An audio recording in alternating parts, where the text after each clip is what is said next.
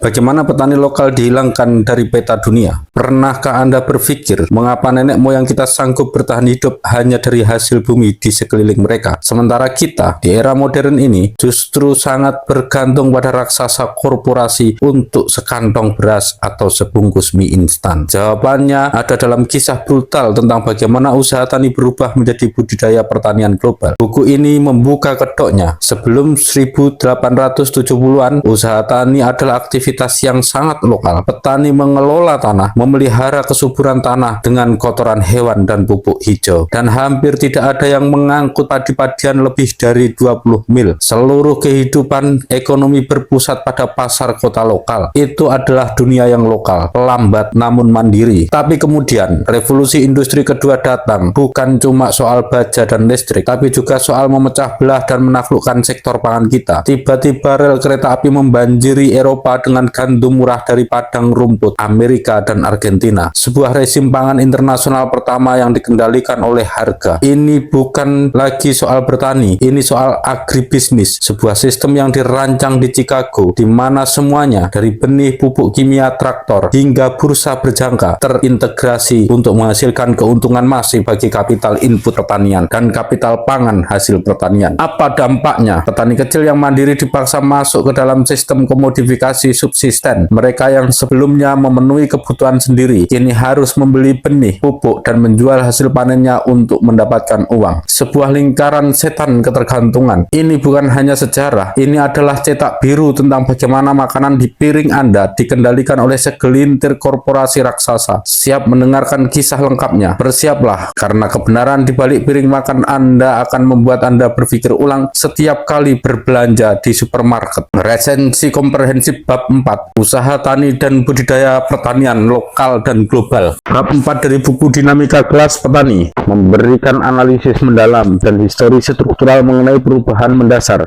dalam produksi pangan, transisi dari usaha tani yang bersifat lokal dan swadaya menuju budidaya pertanian atau agrikultur atau sektor pertanian global yang didominasi kapitalis. Transisi ini menandai inkorporasi petani dan aktivitas mereka ke dalam pembagian kerja sosial, teknologi berbasis industri, dan pasar global, terutama sejak periode 1870-an. Penulis memulai dengan membedakan secara tegas antara usaha tani dan budidaya pertanian. Usaha tani mengacu pada aktivitas mengelola tanah dan memelihara ternak yang dilakukan secara lokal oleh rumah tangga pedesaan, didasarkan pada pengetahuan ekologis tingkat tinggi dan pengelolaan ketakpastian alam. Sementara itu, agraria adalah istilah yang digunakan untuk merangkum relasi sosial dan praktek usaha tani, serta proses perubahan dalam bercocok tanam. Sebaliknya, budidaya pertanian atau sektor pertanian didefinisikan dalam konteks ekonomi kapitalis modern. Ia mencangkup tidak hanya kegiatan di lahan,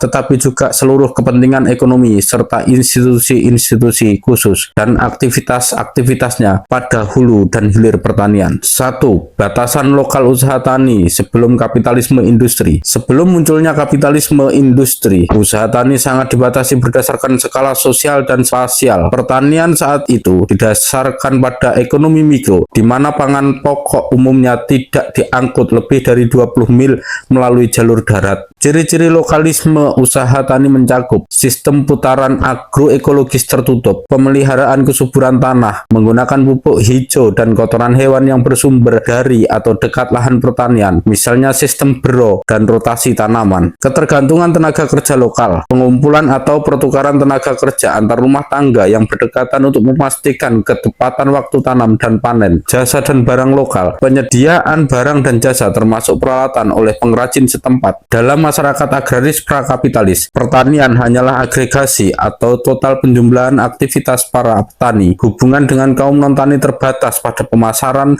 renten, dan pajak. 2. Transisi menuju budaya pertanian dan revolusi industri kedua, 1870-an dan setelahnya. Periode 1870-an menjadi garis batas sejarah yang penting, menandai munculnya dampak revolusi industri kedua berbasis baja, bahan kimia, listrik, dan minyak pada pertanian. pertanian. Perubahan ini bersifat revolusioner, berlawanan dengan perubahan evolusioner yang lambat pada periode usaha tani sebelumnya. Tiga aspek utama yang ditransformasi oleh inovasi industri pada pertanian adalah produktivitas lahan, pemanfaatan pupuk dan bahan kimia lain, hasil panen, pemuliaan tanaman dan hewan secara ilmiah atau genetika, produktivitas kerja, penggunaan mesin pembakaran dalam, traktor, dan mesin pertanian lainnya. 3. Rezim pangan internasional pertama dan ibu kota alam 1870 sampai 1914. Perluasan skala perdagangan internasional untuk komoditas pertanian secara besar-besaran dimungkinkan oleh penemuan dan persebaran rel kereta api. Transportasi darat ini memungkinkan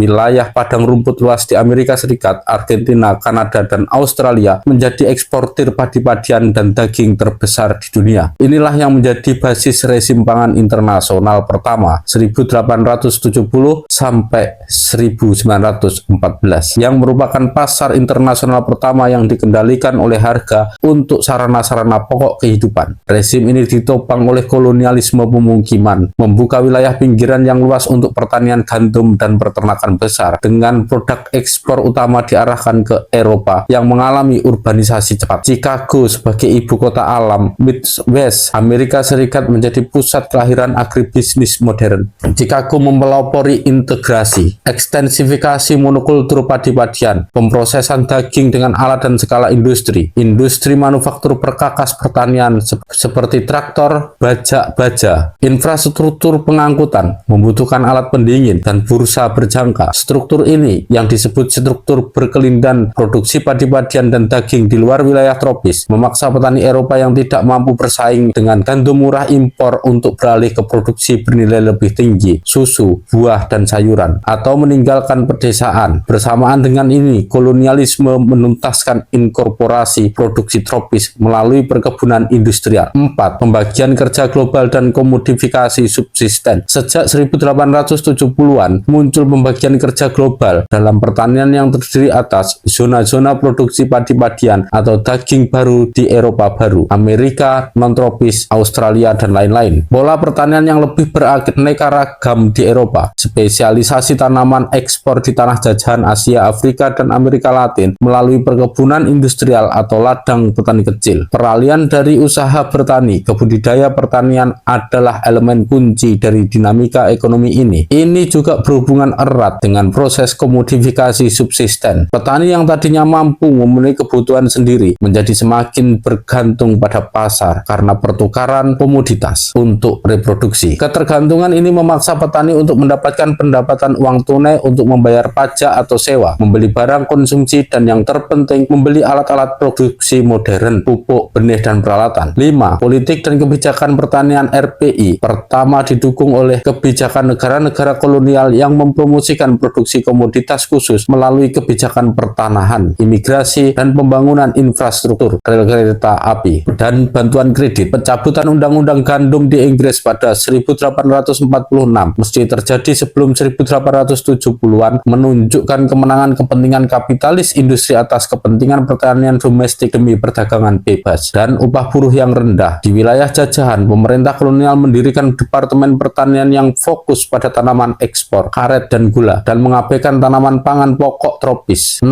Rezim pangan internasional kedua 1940-an dan 1970-an. Rezim pangan internasional pertama runtuh pada 1914 dan periode di antara Perang Dunia ditandai dengan proteksionisme seperti dukungan harga minimum atau harga dasar dan penanggungan surplus persediaan oleh pemerintah Amerika Serikat, bagian dari New Deal. Setelah Perang Dunia II, muncul rezim pangan internasional kedua atau rezim perdagangan industri pangan, ditandai dengan akselerasi transformasi teknis, peningkatan signifikan kimiawisasi, pupuk, pestisida, mekanisasi, dan pengembangan bibit unggul di negara-negara utara, pemusatan korporasi, peningkatan skala dan pemusatan korporasi input pertanian hulu, dan korporasi pemrosesan pangan hilir. Masalah produksi berlebih. Percepatan produktivitas pertanian di utara menyebabkan produksi surplus komoditas yang melampaui permintaan efektif atau daya beli. Solusi yang ditemukan adalah pembuangan surplus pangan Amerika Serikat sebagai bantuan pangan ke Eropa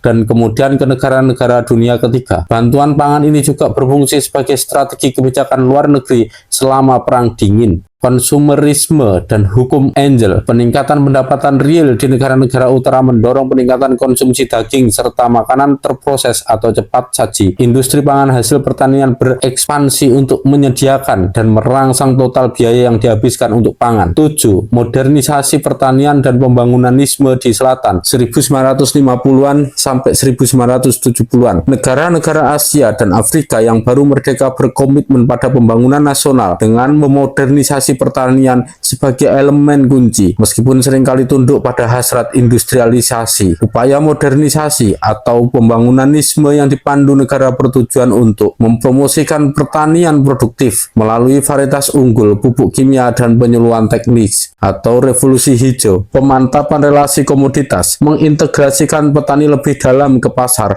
dengan memproduksi komoditas khusus untuk dijual dan membeli input modern melalui skema pinjaman, subsidi, pembaruan infrastruktur, dan penetapan harga dasar. Revolusi hijau yang merupakan paket biokimia, benih unggul, dan pupuk yang membutuhkan pengairan memadai menjadi contoh terbesar keberhasilan modernisasi ini. Misalnya swasembada padi-padian di India, namun juga menimbulkan batasan pertumbuhan, masalah lingkungan, dan ketidaksetaraan dalam keuntungan bagi petani dan konsumen. 8. Prospek pembangunan ekonomi dan dasar pertukaran. Bab 4 ditutup dengan amatan kritis tentang prospek pembangunan yang dipandu oleh pertumbuhan pertanian berbasis ekspor saat ini dibandingkan dengan periode awal kapitalisme. Harga komoditas pertanian secara umum lebih tinggi dalam bentuk real pada abad 19 hingga Perang Dunia I. Sejak 1940-an, dasar pertukaran internasional bergerak menjauh dari komoditas pertanian dan lebih menguntungkan barang manufaktur. Produksi berlebih, promosi ekspor komoditas tropis di negara-negara selatan cenderung menghasilkan produksi berlebih secara sistematik, misalnya kopi, yang pada gilirannya menurunkan harga di pasar internasional. Singkatnya, bab 4 menyajikan argumen bahwa transisi dari usaha tani lokal ke budidaya pertanian global adalah hasil dari ekspansi kapitalisme yang secara aktif memecah kemandirian ekonomi mikro petani melalui kemajuan teknologi berbasis industri. Pembentukan pasar global yang didominasi oleh kapital input dan kapital pangan, hulu dan hilir, dan kebijakan negara yang mendorong komodifikasi subsistensi.